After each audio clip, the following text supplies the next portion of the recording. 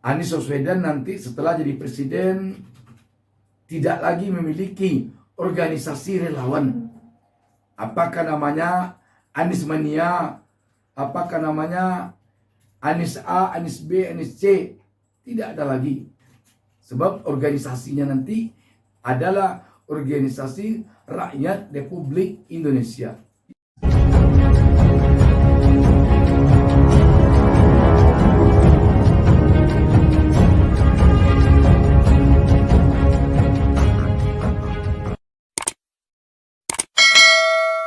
Assalamualaikum warahmatullahi wabarakatuh.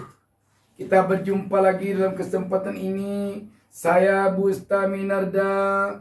Tak lupa mendoakan kepada Allah Subhanahu wa taala, semoga seluruh pemirsa selalu mendapatkan keberkahan hidup dari Allah Subhanahu wa taala, Tuhan Yang Maha Esa. Sahabat BN, Anies Baswedan berlayar di antara dua karang. Dan itu telah dilakukannya selama 5 tahun menjadi Gubernur DKI Jakarta. Dan ternyata sukses. Rekam jejaknya di DKI Jakarta membuat hasil survei yang tidak dibayarnya menempatkan Anies pada angka 83% lebih pada titik kepuasan rakyat DKI Jakarta yang dipimpinnya. Sahabat BN, apa kira-kira yang kita maksud dari berlayar di antara dua karang ini? Anies Baswedan, kalau kita perhatikan, dia di dalam memimpin tidak berpatokan kepada pendukungnya semata. Artinya, apa kata pendukungnya, apa kata relawannya, itulah keputusan yang dia ambil, itulah kebijakan yang dia ambil. Tidak begitu. Demikian pula, Anies tidak pula berpatokan kepada orang yang berseberangan dengannya saja. Artinya, apa yang ditekankan oleh lawan-lawan politiknya, apa yang didesakkan oleh orang-orang yang berseberangan dengannya, itulah yang dia jalankan. Tidak juga. Tetapi Anies berada di antara dua itu, dan dia tampaknya di dalam mengambil kebijakan berada di antara dua kekuatan itu tadi, dan di sanalah dia menempatkan kepentingan semua pihak, dan di sanalah dia berpedoman kepada peraturan perundang-undangan yang berlaku. Untuk lebih jelasnya kita melihat ini, kita baca sebuah berita berkaitan dengan hasil wawancara Anies di Australia beberapa hari lalu dengan stasiun televisi di sana. Wartaekonomi.co.id menurunkan berita di bawah judul Anies ditanya strategi politik identitas oleh media Australia. Jawabannya mengejutkan. .2. Bukan tentang siapa yang dukung, tapi ... Berita ini hari Selasa 14 Maret 2023. Warta Ekonomi Jakarta. Ex-Gubernur DKI Jakarta Anies Baswedan menjadi narasumber dalam sebuah wawancara bersama media asal Australia, yakni ABC News. Dalam kesempatan itu, ia ditanya banyak hal, termasuk cap politik identitas. Anies kemudian menegaskan, dalam mengambil kebijakan, ia tidak akan pernah terpengaruh oleh para pengusungnya di pemilu. Ia mencontohkan saat dirinya menjadi Gubernur DKI Jakarta. Saat itu, stigma terhadap Anies sebagai pemimpin yang memainkan politik identitas melekat pada dirinya. imbasan Pilkada DKI Jakarta 2017. Tapi menurutnya selama 5 tahun menjabat sebagai orang nomor 1 di Jakarta, ia melakukannya dengan baik. Kebijakan yang diambil tak mendiskriminasi pihak manapun. Kini ia kembali akan bertarung dalam pemilihan presiden Pilpres 2024. 3 partai telah mengusungnya, Nasdem, Demokrat, dan Partai Keadilan Sejahtera PKS. Namun ingatan publik masih segar saat Pilkada 2017 di Jakarta. Julukan Bapak Politik Identitas juga terlanjur melekat pada dirinya. Apakah Menteri Pendidikan dan Kebudayaan ini akan tetap menggunakan politik identitas pada Pilpres 2024?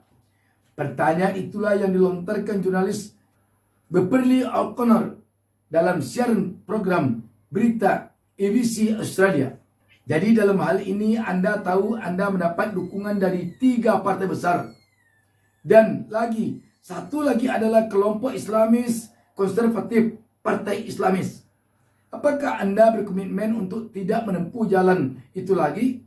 Apakah Anda akan mencoba dan memisahkan agama dari pencalonan presiden Anda?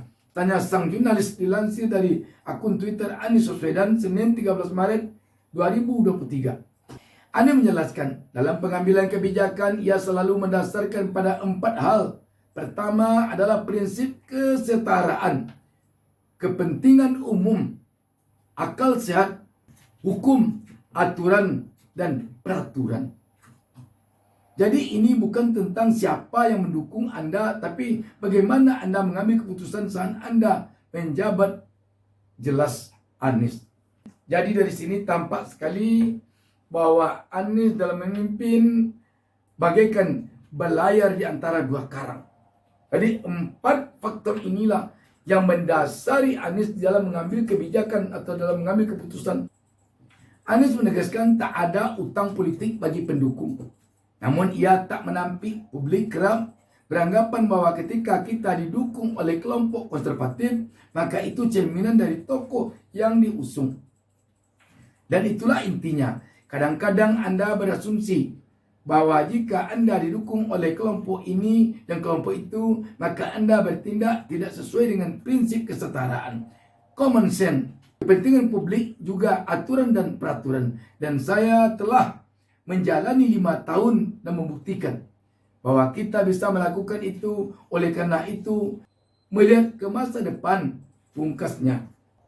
Dengan demikian, sahabat BN, sekali lagi kita melihat bahwa Anies di dalam mengambil kebijakan, di dalam melangkah memimpin, tidak terseret oleh kepentingan salah satu pihak, tetapi tetap berada pada semua kepentingan rakyat yang dipimpinnya. Inilah tentunya yang diinginkan oleh rakyat. Dan rakyat tentu tidak ingin nanti Anies setelah menjadi presiden, jika Allah menentukan, jika dia memenangkan Pilpres 2024, dia kian kemari dikelilingi oleh relawannya. Sebab relawan atau pendukungnya tugasnya mengantarkan Anies ke kursi kemenangan. Setelah dia memenangkan suatu pertarungan politik, maka relawan akan menyerahkan kepada seluruh rakyat. Sebab dia akan menjadi pemimpin seluruh rakyat. Kalau saja dia selalu berada pada posisi relawannya, tentu dia tidak akan menjadi pemimpin seluruh rakyat.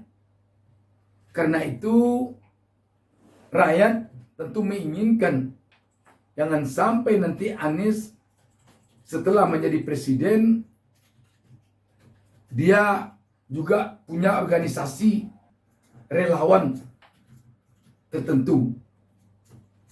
Kalau demikian nanti jelas akan membuat rakyat menjadi khawatir kalau presidennya ini dikendalikan oleh relawannya ini.